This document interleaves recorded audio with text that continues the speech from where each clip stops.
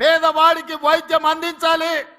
సర్కారు దవాఖానకు పోతే మళ్ళీ వస్తాడో రాడో అనే అనుమానం ఉన్న రోజుల్లో యూపీఏ 1 శ్రీ వైఎస్ రాజశేఖర రెడ్డి గారి నేతృత్వంలో రాజీవ్ ఆరోగ్యశ్రీ 2 లక్షల రూపాయలు ఉచిత వైద్యాన్ని పేదోళ్ళకు అందించాలని ఆనాడు రాజీవ్ ఆరోగ్యశ్రీ పథకాన్ని మొదలు పెడితే చంద్రశేఖరరావు వచ్చిన తర్వాత కాంగ్రెస్ పార్టీకి పేరు వస్తుంది, రాజీవ్ గాంధీ పేరును పేదలు తలుచుకుంటారని కుట్రతోని రాజీవ్ ఆరోగ్యశ్రీని నీరు గార్చడం జరిగింది.